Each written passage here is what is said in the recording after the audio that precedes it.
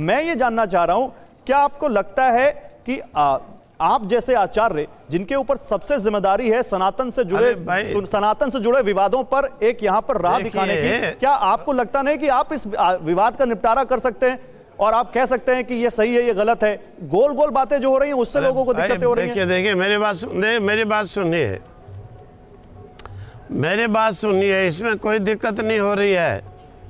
आप जानते हो ये नागा जो है फौज आदि गुरु शंकराचार्य ने स्थापित की थी अखाड़ों की जी, और उदंडों को जो है, जो कि एक डिसिप्लिन मैनर्स, जो एक शास्त्र को नहीं मानते थे, जो शास्त्र को मानते थे उनको आचार्य शंकर जी ने पराजित करके भारत देश से बाहर कर दिया। और जो इसको शास्त्र को नहीं मानते थे उनके लिए ये बनाई है।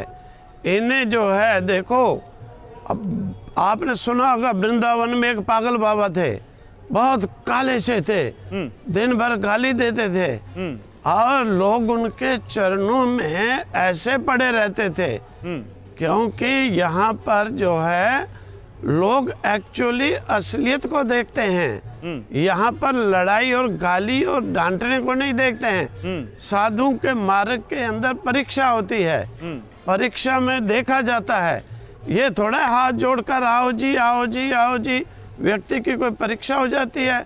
यहाँ पर तो बहुत दुष्ट भी घुस जाते हैं, वो लाभ ले लेते हैं, उल्टा एंटी जो है इसके चल पड़ते हैं। साधु के यहाँ पर गाली भी होती है, मार भी होती है, धिक्कार भी होता है।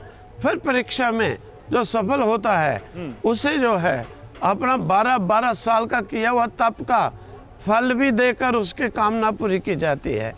तो इसके लिए ये कोई बात नहीं है, ये साधु को रीति में है, रिवाज में है, ये डिसिप्लिन में है, उनके मैनर्स में है। ये उससे बाहर नहीं जाते हैं, दिखाई देते हैं। बहुत से आपने एक महात्मा को देखा होगा, और थे वो दिन भर पत्थर मारते हैं, लेकिन लोग हजारों की संख्या में उनके पास गाली देते। आचार्य महामंडलेश्वर विश्वात्मानंद जी, एक छोटा सा जवाब मुझे और दीजिए। देखिए, आप बहुत ज्ञान की बातें बता रहे हैं और मुझे लगता है कि आप जैसे संत पुरुष बहुत अच्छे से इस पर प्रकाश डाल सकते हैं। देखिए, अभी हम कलयुग में हैं और कलयुग के प्रकट सत्यों में धार्मिक अपराधन की कथा भी हम देख पा रहे हैं कुंभ में। कैसे, मैं आपको बताता हूं। यहाँ धर्म के कॉरिडोर्स में वैभव दिख रहा है, विलास दिख रहा है, व्यक्तिवाद दिख रहा है, जिन्हें निर्लिप्त होना था वो आसक्त दिख रहे हैं, जो गंगा में पाप धोने थे वो वहां पर कीच उलीच को बाध्य हो रहे हैं। तो आपको लगता नहीं है कि ये भी एक जो डिजिटल कुंभ है, ये जो यूट्यूबर्स जो बना रहे हैं, इनके जरिए ये भी तो मैसेज जा रहा है कि सन्यासी जो वहां पर मोक्ष की प्राप्ति के लिए जो सब कुछ तज के, त्याग के, धर्म की पताका फहरा रहा है, वो वहां पर अमृत पाने के लिए अमृत की चाह में जा रहा है। वो इस तरह से विलासिता वैभव के साथ दिख रहा है। ये भी तो आपको दिख रहा होगा। अरे देखिए, विलासिता वैभव पाप के अनुसार कहीं पर भी नहीं आप देख सकते। ये बहुत गलत कहते हैं। कहीं पर ऐसी विलासिता नहीं है, कहीं पर कि वैभव नहीं है कि जो पाप के साथ अटैच करता हो। वैभव है, विलासिता है, ये सब धर्म के अनुकूल है। अरे भगवान के ये कथा मंडप है और कथा मंडप को सजाया गया है, तो इसको वैभव क्या पाप के साथ जोड़ोगे आप? पाप का यहाँ पर कहाँ पर रिश्ता ही नहीं है। ये तो बात गलत है कहीं पर भी पूरे कुंभ में। ठीक है, देखो आजकल के आधुनिकता को देखते हुए बहुत लोग ऐसे भी हैं कि वो नहीं रह सकते हैं।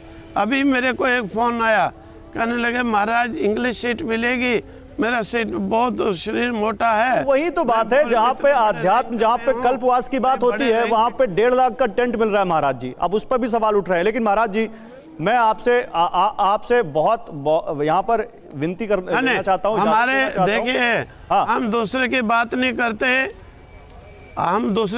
नहीं करते, हमारे यहाँ कोई कह नहीं सकता कि मैंने 1 रुपया भी। बहुत अच्छी बात है। और महाराज जी, हम उम्मीद करते हैं कि आप जैसे लोग जो इस तरह की चीजें हो रही है उन पर जरूर अपना नजर, 1 रुपया नहीं कह सकता, 1 रुपया। बहुत अच्छी बात है महाराज जी, बहुत बहुत धन्यवाद आपका। बहुत आभार, आपने अपना कीमती वक्त हमारे लिए निकाला, इसके लिए बहुत बहुत आभार आपका। लेकिन अब देखिए, हम फिर से बात करते हैं एक और बड़े मुद्दे की। महाकुंभ में तो रील को लेकर हम बात कर ही रहे हैं, लेकिन एक जो आरोप लगातार रील के विरोधी हैं वो ये लगा रहे हैं कि इसके जुनून में देश के युवा बर्बाद हो रहे हैं। रील बनाने के चक्कर में आए दिन जिंदगियां खत्म हो रही हैं, खतरनाक रील के चक्कर में मौतें हो रही हैं। कुछ ऐसी रील्स आपको दिखाते हैं।